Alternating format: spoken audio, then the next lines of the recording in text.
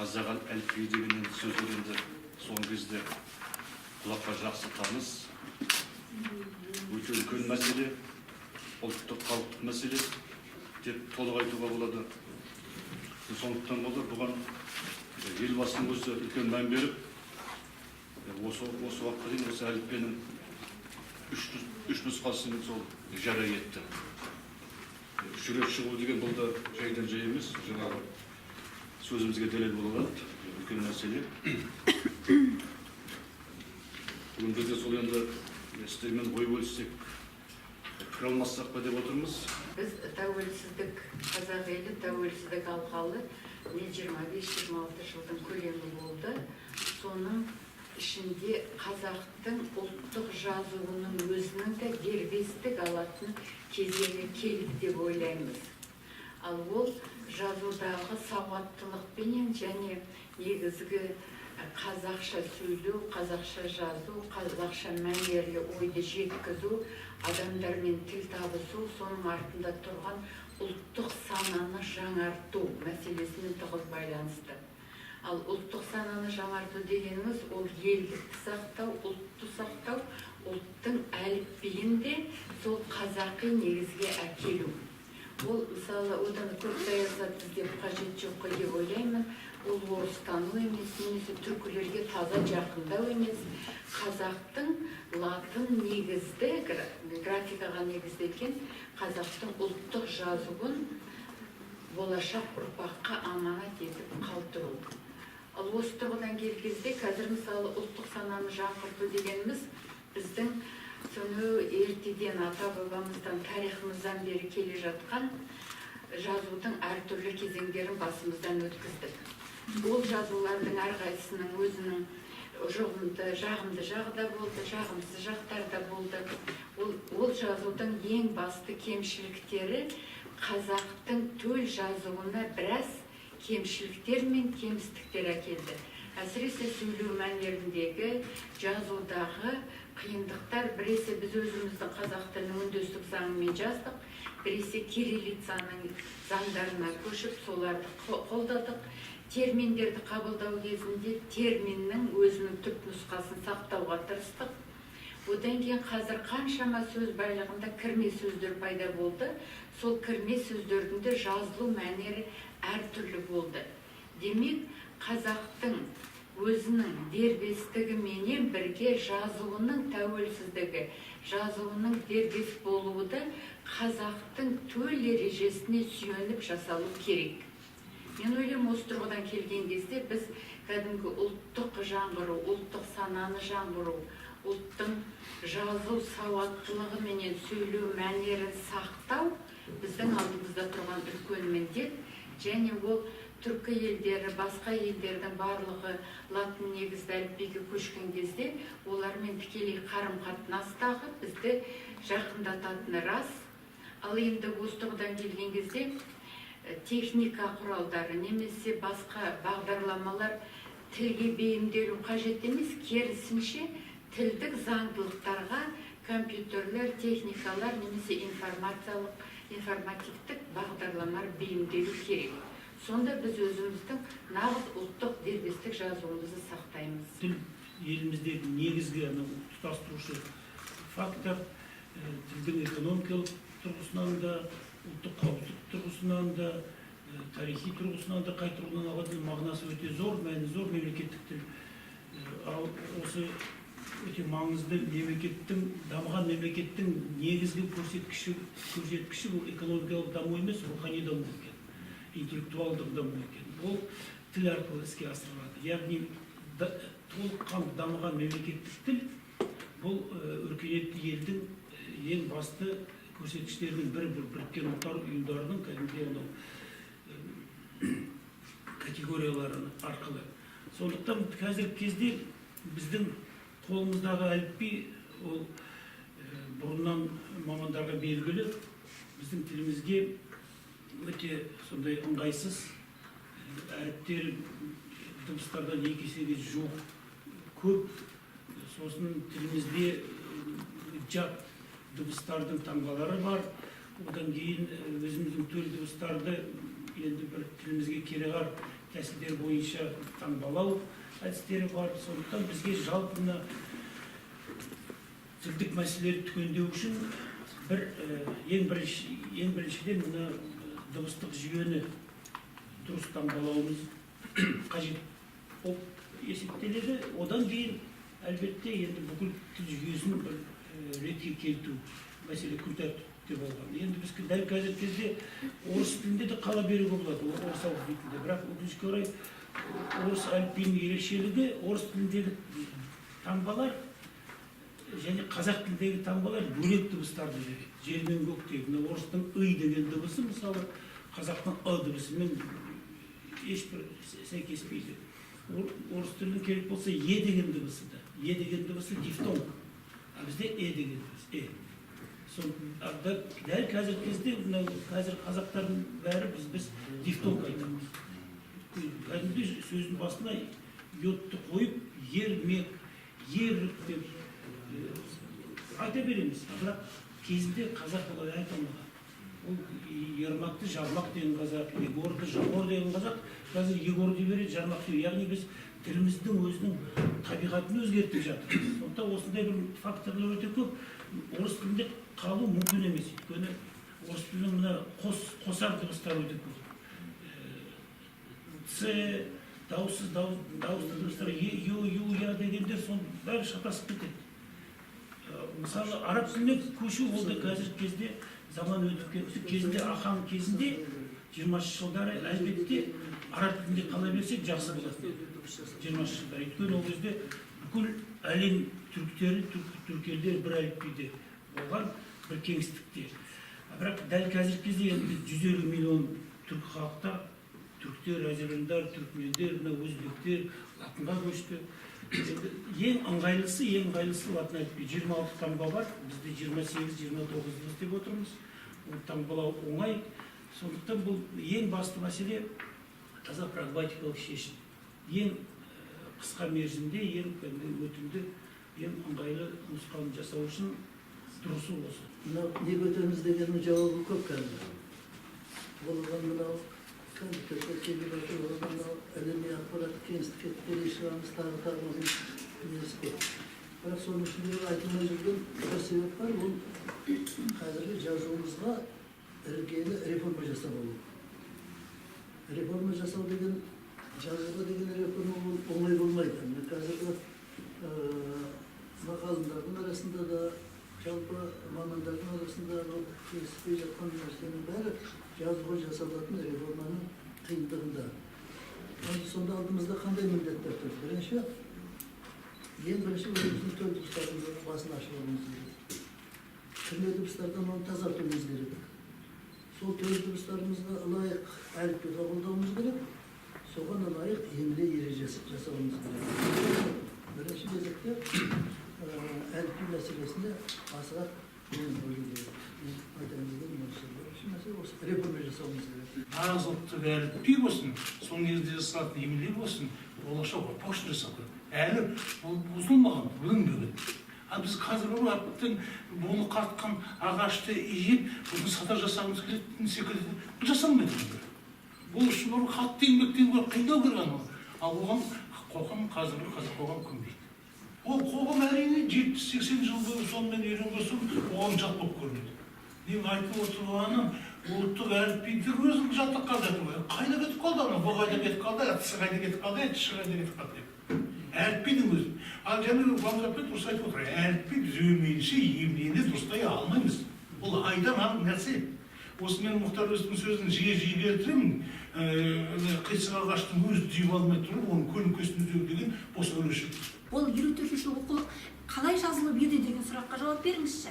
Беруге болады. Ол кезіндегі баяғы Сталиннің тоқпағымен жазылған 54-ші оқулық болатын.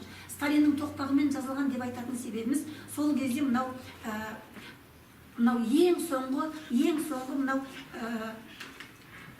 орыс кириллицасына енген кезде екі үлкен ғалымның арасында кәдімгідей текетірес көзқарас болды. Ол Мәулен Балақаев пенен Сәрсен Аманжоловтың арасындағы. Ал 54-ші жылғы оқулықты кім жазды? 54-ші жылғы оқулықты Балақаев жазған болатын. Сондағы сол Балақаевтың оқулығында қалған жаңағы қазақтың осы мен ісі, ысы мен ісі күні бүгінге дейін бүкіл оқулықта у мен идің шаужайында кетіп бара жатыр. Ал бұл не деген сөз? Бұл баяғы қазақ тілі қандай тіл дегенде, баяғыда Радловтан бастап айтамыз ғой, әуезді тіл деп. Қазақ тілінің өзге түрік тілдерінен ерекше бір ғана қасиеті бар. Ол әуезділігі. Сол арқылы мынау қазақтың әуені, қазақтың өлеңі жаңағы ғажап айтылатын содан. Арқаның әндерінің жаңағы ахахаулап жаңағы айтылатыны неге байланысты? Ол жаңағы дауыстылықтардың созылыңқылығына байланысты еді. Көрдіңіз ба?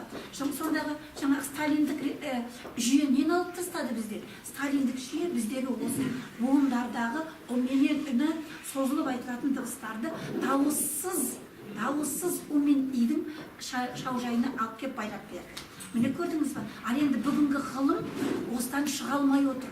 Мен әрине ғалымдарды кінәлағым келмейді, бірақ бүгінгі емле де өкінішке орай сол сталиндік жүйе жасаған 54-ші жылғы оқулықтың ыңғайында қалып, қазақтың өзінің төл дыбыстарының бағын аша алмай отыр. Қазір емле туралы көп сөз болып жатыр да, ал орфографияның өзінің заңдылықтары бар. Орфография ол фонетика емес, ол грамматика емес, бірақ олармен өте тығыз байланысты. Орфографияның өзінің заңдылықтары бар, өзінің принциптері бар. Мысалы, орфографияның 3 принцип бар. Фонетикалық принцип, фонематикалық принцип, морфологиялық принцип, дәстүрлі тарихи принцип. Біз басқа елдердің тәжірибесін жақсы зерттедік. Мысалы, дәстүрлі тарихи принцип ол Европа тілдерінде қолданылады. Олардың жазу өте ерте қалыптасқан.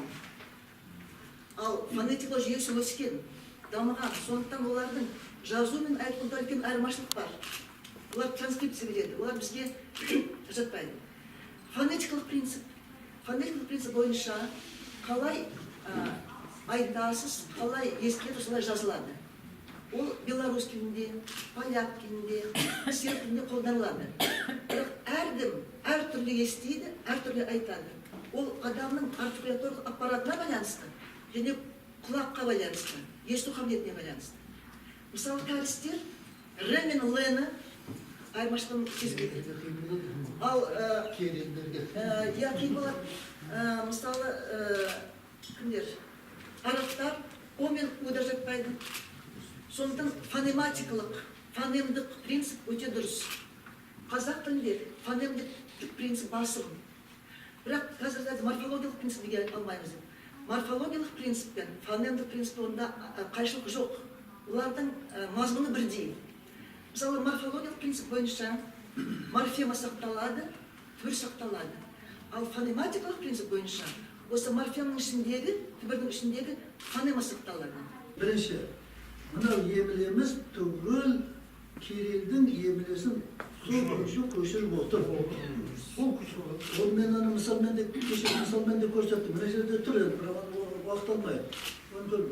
Түгел Кириллдің емлесін. Сонда біз жаңғыруымыз қайда қалды, жаңаруымыз қайда қалды деген бізде осындай сұрақ. Жақтаушылық айтып отыр ғой. Ұлттықты жазу деген Шербаның сөзі бар. Письмо имеет обязанности перед языком.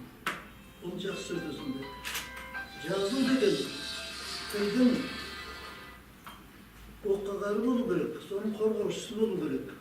Сол тілді бұзбай айтудың үлгісі болу керек. Ал енді біздің мына Кирилл жазуымыздағы кеше мен көрсеттім 5-6 дыбыстық, лексикалық, морфологиялық, тіптен синтаксистік қайшылықтар бар. Реформа дегенде не? Содан құтылудың амалын іздеп отырмыз. Одан құтылудың амалы біз өзіміз әрбір төл дыбысымызға жеке дыбыс таңба белгілеген уақытта ғана қол жеткіземіз. Бұл бірінші айтайын. Екінші, әліпби туралы көпшіліктерді айтқызбайды бізге. Қойыңыздар. Жоғарыда бекітіліп берген нәрсе ғой енді. Дегенмен, мынау әліпбиді қазір кім елбасының алдына біреу дайындап апарды ғой енді. Соны кім десек, ешкім білмейді. Министр де білмейді. Анау тіл қазына да білмейді. Ербол ешкім білмейді. Осы әліпбиімізде, кешіріңіздер, енді жұмсартып айтқанда, бірнеше жаңсақ кемшіліктер кетіп қалған. Мына әліпбиіміздің ардап беріп тартып отырғанның өзі әліпбиіміздегі кемшіліктерге байланысты. Бірақ мысалы, 4-5 жері бар, оның бәріне тоқталмаймын. Ана 11-ші баптағы таңбаны көрейік. Орыстың и дауысты дыбысымен біздің әлгі қысқай деп бекер айтамыз. Қазақ тілінде қысқа дыбыс, созылыңқы дыбыс деген жоқ, бәрі бір-ақ дыбыс. Екеуін бір таңбамен белгілеген. Бұл үлкен қайшылық, жазу дәстүріне де, теорияға да бәріне қайшылық болды, әдістемеге де қайшылық. Екінші, дауысты дыбыс пен дауысты дыбысты бір дыбыспен белгілеуге болмайды. Bir тілдің дыбысын екінші тілдің дыбысымен белгілеуге болмайды. Осы бір таңбаның өзінде үш осындай кемшілік тұр. Оның үстіне бас әріппен жазған уақытта мен иді ажыратамай қалып отыр. Оны мына халық өзі бізден бұрын көрді, осы жариядан сақтан. Бұл не деген мәселеде. Сондықтан айтайын деп отырғаным. Біріншіден, емлемізде өте теріс кеткен жайттар көп, турасын айту керек, және үйлескен теріс кеткен жайлар. Тек ана бұрынғы Кириллдің несін көшірдікте алдық. Екінші, әліпбиге де өзгерістер кішкене пысықтаулар енгізуге тура келеді. Біздің айтып жүргеніміз, жазып жүргенімізде бәрі осы екі мәселеге байланысты. Әліпбиіміз таза ұлттық болу керек, соған лайық емле ережемізде таза ұлттық болу керек. Міне, біздің айтайық ешкіммен жарысып, ешкіммен бәсекелесіп жатқан жоқпыз. Айтайық дегеніміз тек осыны іске асырайық деп тырысып жатырмыз. Президент өз аузымен айтты, бұл емлені латынға 25 жылға дейін көшу керек, әлі 6 жыл бар. Сонда бұл көшу мәселесі екі этаптан тұрады. Әзірлеу, енгізу. Осы уақытқа дейін бір жылдың ішінде 90 тексеру мен 80 сараптамадан өткізіп, үкіметке мақұлдатып қойдық. Ол әлі шикі. Ал оның қанша проблемасы бар екенін халық көріп отыр, оны ғылыми орта, оны әлі талқылау керек. Кемінде 2 жыл, 3 жыл. Ал енгізуге, қазіргі цифрлық технологияның дамыған заманында енгізуге мұншама уақыттың керек жоқ қазір. Қазір деген мынау көне түркі жазуы бар ғой, таңбалар. Кешегі арабтың, Байтұрсыновтың ар жағындағы ортақ түркілік жазуы, Байтұрсыновтың төте жазуы, кешегі Кирилл, мына кейінгі шыққан 3 әліпби түгеліне бір конвертер жасап тастаған ғой. 7-ақ кнопканы басасың, анаған ауыстыр десең, мынаған ауыстырып береді, мынаған. Соған неге асығамыз, соны түсінбеймін. Оны әлгі президенттің айтқанын түсінбей, келісіп алыңдар, ғылыми ортаға салып, шешіп алыңдар демей, арбаның алдына түсіп алып жүгіріп бара жатырмыз. Ертең бұл бәрібір кері қайтамыз ертең. Мына өзбектер бәрі кері қайтып жатыр ғой. Қайта қарап жатыр ғой. Неге бізге қайта қарайын уақыт беріліп тұр ғой? Неге қайта қараймыз? Неге әзірлеуге 3 жыл уақыт беріліп, міне қазір басталды ғой тіл білім институты. Әрбір бабын талқылау керек, әрбір әріпті негіздеу керек. Бұл керек па, керек емес па, тіркесімі қандай деген сияқты. Үлкен ғылыми жұмыстар жүргізіліп, әзірлеуге мына жаңа үкіметтен уақыт сұрауымыз керек. Енгізуге асықпауымыз керек. Енгізу тез болатын нәрсе. Біздің тіліміз жазуға байланбаған, әбден дыбыстық жүйесі жетілген тіл. Байтұрсынов айтады, қазақ тілі дыбыс жүйелі тіл дейді. Фонемдік, морфемдік емес, дыбыс жүйелі. Қалай айтылса, солай жазылады. 28 дыбыс бар, әрқайсысын бір-бірден танысасын да 4 аптада хаттанып жүре бересің. Ал Қытай 4 жыл оқиды. Бұрынғы араб тілі мен әптиекті тану үшін 4 жыл Құран жаттайтын, әріп тану үшін. Ағылшындар болса, олар 1 жыл оқиды. Анау шарттылық көп қой. А деген әріп жазылады, 4 буында 4 түрлі жазылады. Әгін баланың миы жаттап болғанша миы ашып бітеді, сауат ашқанша. А бізде сауат ашу деген оп-оңай. Жай қарапайым 5 жасар балаға сауат ашу 4 апта болса, осы отырған неге егер емлесі жетілген, әліпби жетілген болса 4-ақ сағат керек. Жүгіртіп, жазып, жүгіртіп оқып кету үшін. Оған неге алдымызда 5 жыл бола тұрып, неге жым қылғандай асығамыз, соны түсінбеймін. Мен мына медицина университет сабақ беремін, соны студенттер ми деп оқиды да. Онан кейін ары қарай жұмысқа жылғайды, миым дейді да. Сіздің миыңыз дейді, сіздің миыңыз дегенде науқас ол түсінбейді. Сонысы мына біріккен сөздердің жазылуында түбірін сақтап жазамыз деп. Мысалы үшін көгет деген термин бар медицина тілінде, диафрагма дейді. Соны кіммен жазылып алды, өскенде айтады, көкет дейді да. Ол ертең барады науқасқа, сіздің көкетіңізді отырғызамыз дейді, ол науқас көкетін не біледі дейді да. Немесе бұлшық ет дейді да. Міне, осындай сөздер толып жүр. Біріккен сөз деген қалай болу керек? Біріккен сөз адам сөз тұтас күйінде оқиды да. Ona iki kırpıştı, iki birbirine bayılıyor, jiygan кезінде ара жиі қосылмай тұрса, ол үйіңіз құлақ қалады. Біріккен сөз қай уақытта біріккен сөз болады. Арасындағы дыбыстық өзгерістер ескеріліп жатқан кезде. Жаңа көк ет, бұлшық ет, жаңағы мына жерде ережеде мектеп алды дегенде пұтыр, мектеп алды. Оны оқушы қалай оқып тұтас оқиды, мектеп алды дейді. Ал оны бұғып жатсақ, неге қолғап ғымен жазылады да, ал енді сондай бұлшық етте қыз жазылмайды. Осындай жаңағы біріккен сөздердің алдымен өзімізді төл сөзін дұрыстап алайық. Екінші мына кірме сөздерде. Кірме сөздерде соңғы екі дауыссызбен аяқталған жерлерде, мысалы үшін мен мынандай ережені айтайын. Мынау параграф 29-41-де осыларды айтылған екенде, арасына дәнекерлер арқылы жазылады дейді. Дәнекер емес, мысалы үшін тағы да медицина сөз келтірейін, бронх деген термин бар да, бронх. Соны ңх дыбысына аялып бар. Қазақ оны еш уақытта бронх демейді, бронх дейді. Неге оны дәнекерсіз ақ түбіріне жаңа қазақ тіліндегі заңдылығы бойынша дыбысын қосып бронх деп жазбаймыз. Міне осындай соңғы сөздер дыбыстар түсіп қалу. Мысалы үшін акцент дегенде т дыбысы екі қатар дыбыс келгенде біреу түсіп қалсын. Мысалы үшін біздің тіліміздегі дос, рас деген сөздер парсының дос, рас деген сөз екенін бірі біле білмейді. Соңғы дысы түсіп қалған. Сол сияқты тілге бейімдік өсті халықаралық терминдер бейімделеді. Онда мұнда жоқ. Мұнда ереже сол бұрынғы қалай анау дәнекермен жазылады деген ереже жүрді. Егер біз латын көшетін болсақ, сөз соңындағы себебі жалғамалы тіл болу үшін сөз соңындағы екі қатар дыбысқа аяқталған сөздердің бәрін қайта қарауымыз керек. Сонда ғана тіліміз дұрысталады деп ойлаймыз. Біткен іске сыншы көп дейді. Шын мәнінде үлкен күрделі жұмыстың бір шеті болса да бітті, оны біз мойындауымыз керек. Біздің қазірдің мына емле танушылар жасап отырған емле бұл фонематикалық принципке негізделіп отыр. Ол дұрыс, оны ешқандай жоққа шығаруға болмайды меніңше. Одан кейін жаңа ағайымыз айтып отыр, емле деп жазу. Ол базалық норма, емле деп жазу базалық норма, одан ауытқуға болмайды. Қысаңдарды барынша экономды жазу, ол бұрыннан келе жатқан дәстүр. Мысалы, 30 жылдары кез келген жерге, мысалы, Сталин деген сияқты, рахмет, бәрін әлерді алдына да ортасына бәр жерді қыстырды. Ал кейін, ол ешқандай саяси мәселе емес, ол кейін өзі редукцияланып, жаңағы қайтадан емлені қарады. Қайтадан оны түзеді.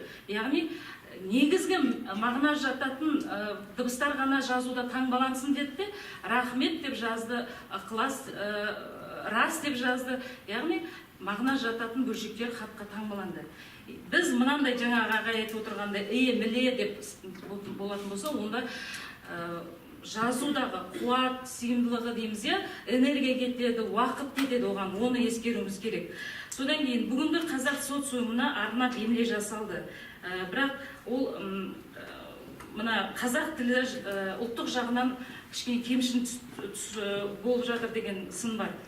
Егер де социумды ескеремейтін болсақ, 100 жылға біз сауатсызданамыз. Мысалы, мына бірінші классқа барған баланы мен есептейтін болсақ, емле күрделі болатын болса, соның сауаттылығымен ол өсіп жетілгенше, ол тіпті сол қазақ тілін тастап, немесе басқа күрделі тіл деп есептеп, ол басқа орыс тілін таңдау әбден мүмкін. Сондықтан халықты социумды ойлауымыз, бірінші кезекте социумды ойлауымыз керек меніңше.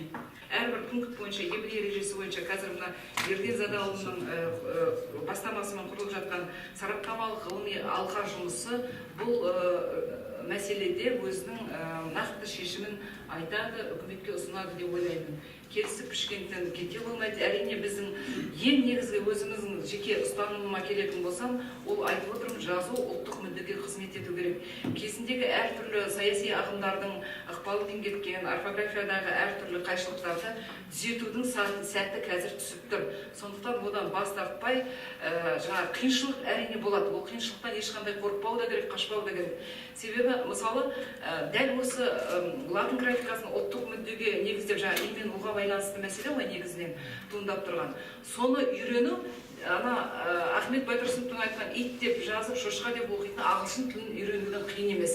Егер талап болатын болса, адамның ішкі өзінің ынтасы болатын болса, бұл емлені де үйренеді. Сондықтан ол азғантай қиындықтан қашудың қорқудың қажеті жоқ деп есептеймін. Алдыменен мына біздер кездесіп отырмыз, педагогтар, ұстаздар, осыдан қиындық көрдіңіздер ма?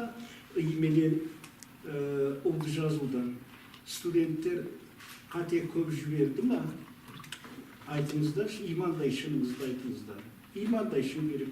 Біреу бұлай емес, біреу бұлай емес. Екінші, мына сізге де сұрау, сіздің өзіңізге де сұрау. Газет журналда мына қалай жұмыс істедіңіз? Сонда сіз именудан қате жіберген жер көрдіңіз ба? Міне орфография қай жерде қате бар, сол жерді тексереді дағыз. Ал енді меніңше бұлай, морфологияда бұлай, мынада бұлай деген нәрсе, оның бәрі талас. Біз әріптестеріміздің, морфологтардың, фонетистердің, синтаксистердің бәрінің пікірін тыңдаймыз. Бәрінің керек жерін, мысалы, аламыз. Мына жерде оңтайландыра ма, жоқ па? Орфографияны оңтайландыра ма, дұрыстай ма, жоқ па? Міне, сондықтан таласа берсек іштеме жоқ, ертеңгі күні мынау біз ғалымдар деген аттан жаңа Фаузияда дұрыс айтып отыр, мына ғалымдар деген іштемені біліп жатқан жоқ екен, өздері таласа бастайды. Бір қорытындыға, бір жүйеге келмесек, бұл бір. Екінші, заңдылық дегенді көп айтамыз ғой. Бейбіт айналайын, сіз көп айттыңыз заңдылық дегенді. Заңдылық деген бірнеше заңдылық бар, сингармонизм дейміз. Сингармонизм сақталмаған деп қалай болса солай жауапсыз айтамыз ана ережеде. Оның бәрі жақсы емес. Ол жауапсыз сөз. Сингармонизмнің сақталғанын көріп отырсыздар. Бірақ қай сингармонизм? Мысалы, қараңыздар, Байтұрсыновтың сингармонизм сақталған. Ал қай сингармонизм сақталған? Бастан аяқ әлгі о-мен, бастан аяқ о-мен жазылатын сингармонизм сақталмаған. Оның да себебі бар. Олымыз деп жаза алмаймыз. Олымызды жаза алмайтын себебіміз, олымыз дар дегенге неге дар қосылады оған? Ол кезде сингармонизм қайда қалады, еріндік сингармонизм? Осыны байқаңыздар. Міне осындай қайшылықтар көп. Міне, енді Әлекен сингармонизм деп отыр, Жүнісбек деген жақсы сингармонизм, Әлімхан деген қайда сингармонизм? Ол әр нәрсенің өзінің жөні бар. Жалқесі деген сингармонизм қиын өте. Сол сияқты, екінші ына жазу сөздің басында ұлмен аяқ басталатын алдында қысаңдарды жазу. Бұлардың бәрі реттеліп келе жатыр. Реттелген және бірсыпырасы. Ана ұлдан кейін а тұрса, ашық дауыстылып тұрса, ана жерде жазылмайды. Неге? Міне неге деген сұрау қояды. Бейтақ сұрау қояды. Бағын айтып отырсың, міне неге? Жарайды, негесін айтайық. Себебі не? Себебі ашық дауысты, анау қысаң дауысты. Қысаң қысқа дауысты және қысаң қысқа дауысты редукцияланады. Себебі тағы айтасыз. Неге редукцияланады дейсіз? Міне, алқымнан алыңыз мені. Себебі мен орфографияның маманын жауап беру керек. Себебі айналайын-ау, рахмет деген менен қалмайды ғой. Рахметтеріңіз қайда? Рахметолла қайда? Рахметолла пәленше қайда дегенде сөз не істейді? Ұзара ма? Сөз агглютинация ғой. Немесе жаңағы жалғамалылық міне. Ал сол әне жерде жалғамалылыққа қарама қарсы ықшамдалу деген болады. Ықшамдалу тілдің әлеуеті. Ол әлеуетті де біз сақтауымыз керек. Мән берейік. Ақылдасайықшы. Мән берейікші. Неге ана сөз ұзарады? Ұзарғанда оның да бір себебі бар ғой. Сингармонизм не бойынша? Агглютинация бойынша. Ал енді ықшамдалу бар. Ықшамдалу, міне бізде жоғары мектепте біз ықшамдалу заңдылығы дегенді оқығанымыз жоқ. Оған мән де бергеніміз жоқ. Ал ықшамдалу қандай деңгейде болады? Міне полимологизм деңгейінде болады. жеке сөз деңгейінде болады, сөз қысқарады. Екінші, ана мақал мәтелдер ғой айтып отырған, синтаксис деңгейде болады, оның бәріне мысал келтіріп жатпайын, өздеріңіз жақсы білесіздер. Морфологиялық деңгейде болады, дыбыстық деңгейде. Міне, дыбыстық деңгейде өзінің әр ықшамдалудың өзінің әлеуеттері болады. Қысаң дауыстылар әсіресе ықшамдалуға бейім тұрады. Міне, енді міне қараңыздар, осындай нәрселер орфографияда өте қиын. Бұны зерделеп, ізденіп, мінекей материал жинап, фактологиялық материал. Міне біздер сынап отыратын адамдар фактологиялық материал аз. Сіздерде жоқтың қасы. Бір жерді айтасыздар жақсы, ту деп жақсы айтамыз, 3 дыбыс жазылады. Ал енді ана тудан басқа мына жағында сөз қосылғанда айтеміз, абрикенация. Онда қалай жазылады ол? Ол қалай болады ана жерде? Мына жақта ұзара береді. Мына жерде енді тілдің өзінің әлеуеті бар ғой, ықшамдау. Сонда бұл барлық деңгейде болады. Міне мен барлық деңгейін санам, әліпбиді дұрыс айттыңыздар. Бірінші 3 рет бекіген жоқ. Естеріңізде болсын. Бірақ міне әліпби бірінші рет таныстырылды. Ана атын не дейді осы? Презентация дейді ғой. ұсынылды. Презентация ол ешқандай әлгі ол журналистер қате жіберді. Осындай бірінші парламентте қаралған кезде қатыстық қой, ол қатыстырылу ғана болды. Таныстырылу, міне мынандай болып жатыр, мынандай варианттары бар, міне қатыстырылды. Екінші, онан кейін анау аты қалай еді? Диграф. Диграф. Неге диграфты жұрт қабылдамады? Себебі ол біздің ықшамдалуға келмейді. Агглютинацияға келмейді. Ұзара береді. Мінекей диграфтан қашатынымыз сол. Сондықтан да бұл әліпби деңгейінде де ықшамдау, орфография деңгейінде де ықшамдау. Онан кейін міне тілдің құрылымдық деңгейінде ықшамдаулар санап бердім. Осылар бұнда ескеруіміз керек.